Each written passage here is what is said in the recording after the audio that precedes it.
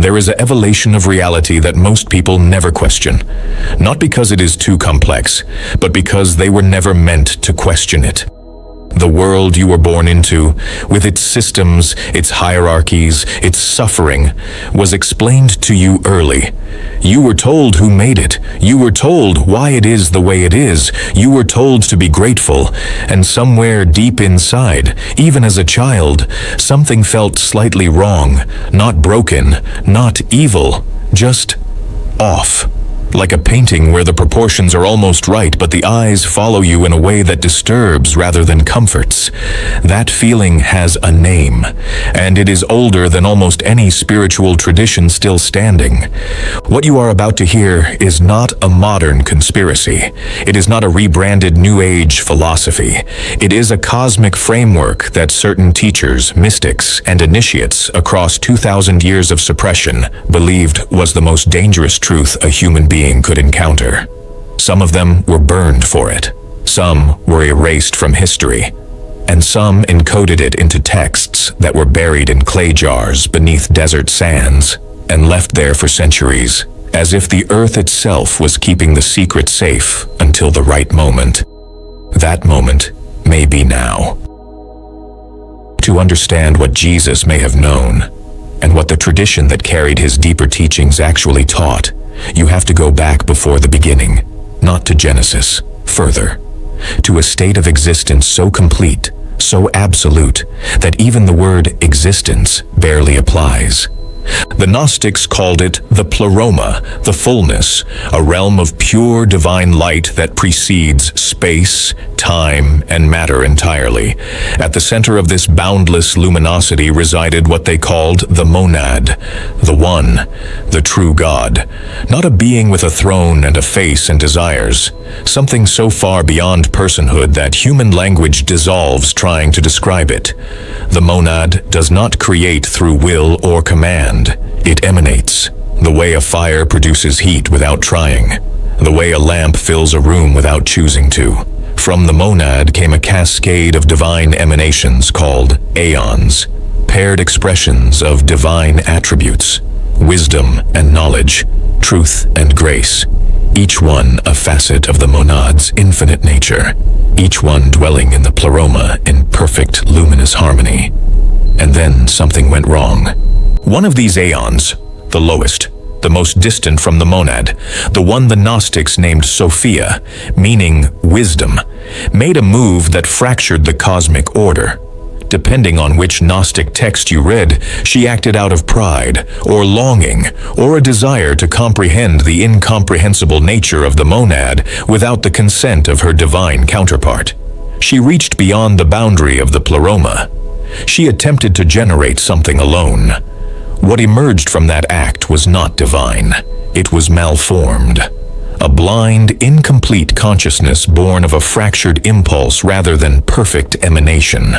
And that being, that accidental, misshapen offspring of wisdom gone astray, would go on to do something that changed everything. It would become the architect of the material world. Here is the point in most religious narratives where the Creator God is introduced as benevolent, omniscient, and good. Here is where the Gnostics diverge, radically, uncomfortably, and with a precision that, once you hear it, is difficult to ignore. This being, the one who fashioned the physical cosmos, who shaped matter, who breathed life into clay, was not the true God.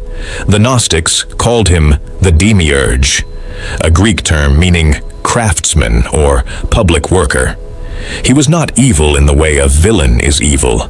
He was something more unsettling than that. He was ignorant. He looked out at the vast darkness beneath the pleroma and believed himself to be alone. The Demiurge declared, according to multiple Gnostic texts, "I am a jealous God, for there is no other God beside me." And in that declaration, the the Gnostics found a devastating clue hiding in plain sight within the scriptures themselves. A jealous God is not a perfect God. A jealous God is a God who fears. And a God who fears is a God who knows, or suspects, that there is something greater. The world the Demiurge built reflects his nature. It is not evil. It is incomplete. It has beauty, yes, staggering, breathtaking beauty, but it also has entropy, cruelty built into biology, pain wired into consciousness.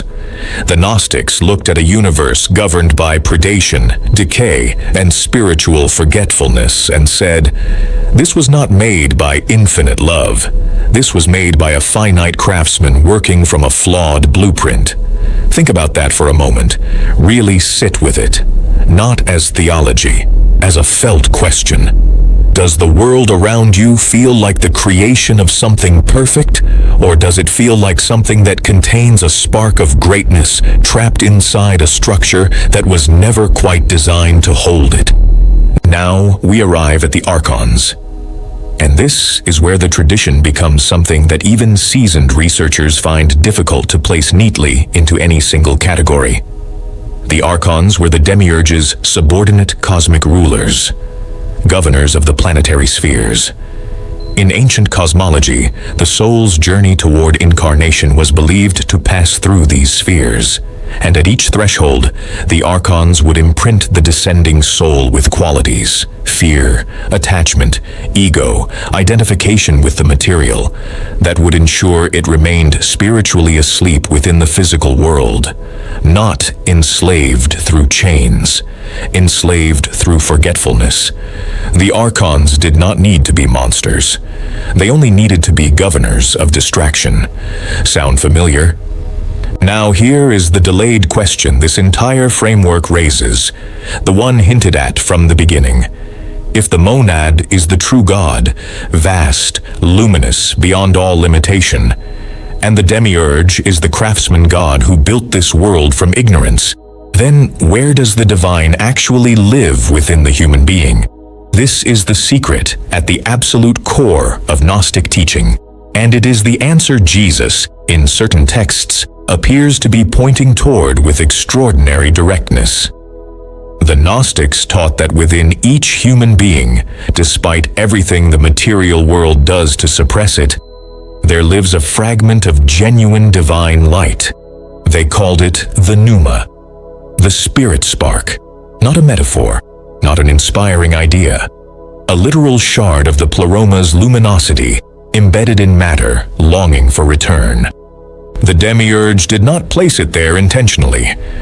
When Sophia's fall resulted in divine light scattering into material existence, certain souls became vessels for that light, unknowingly carrying something the Demiurge himself did not possess. Which is why, according to Gnostic texts like the Apocryphon of John, the Archons attempted to keep humanity distracted, sedated, and spiritually amnesiac. Not out of cruelty, out of something almost worse than cruelty, out of need. Those who seek the deeper layers of this tradition will understand that what is being described here is not powerlessness. It is the opposite.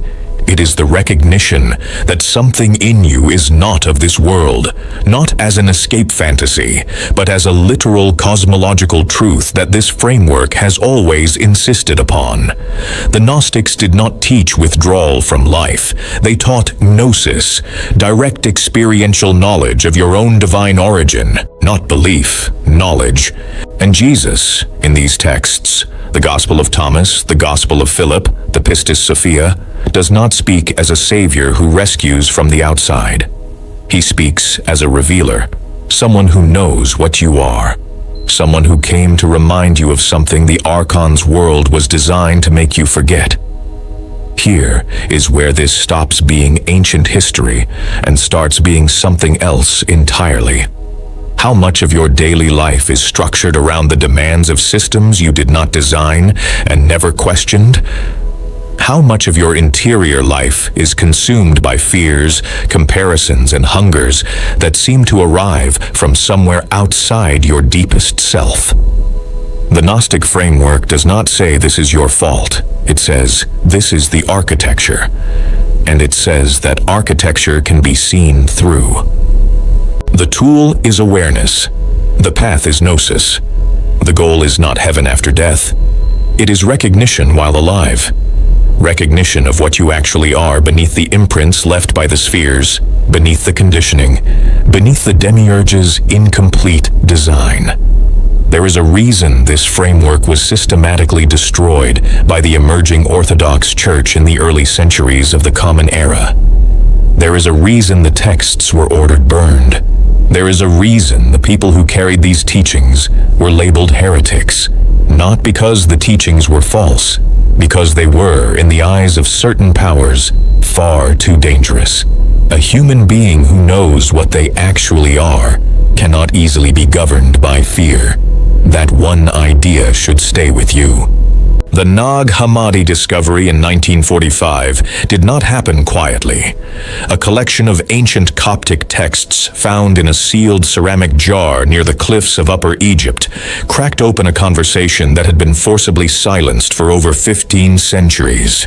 Scholars argued, churches worried, and a handful of people around the world read those pages and felt something they had no clean words for. Not religious conversion, something more like recognition. What does it mean to you that a library of this magnitude was buried and preserved, seemingly against all odds, and then surfaced at precisely the moment in history when the world was beginning to ask different questions? That is not a rhetorical device. That is a genuine question worth sitting with. The monad did not create this world. The Demiurge did not destroy the divine. The Archons did not extinguish the light within you. And Jesus, in the tradition this framework preserves, is not the last word on divinity. He is a pointer, an awakened pneumatic human, a light bearer, who looked at the people around him and saw something they could not yet see in themselves.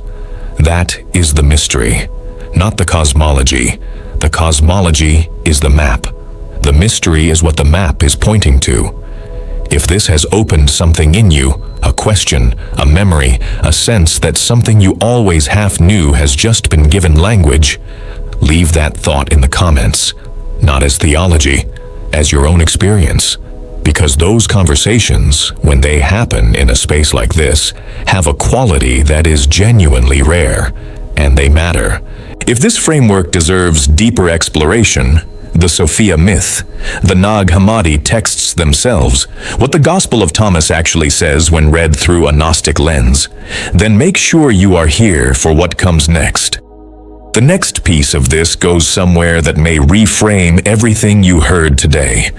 The light that the Archons could not extinguish is still burning, and you already know where it is.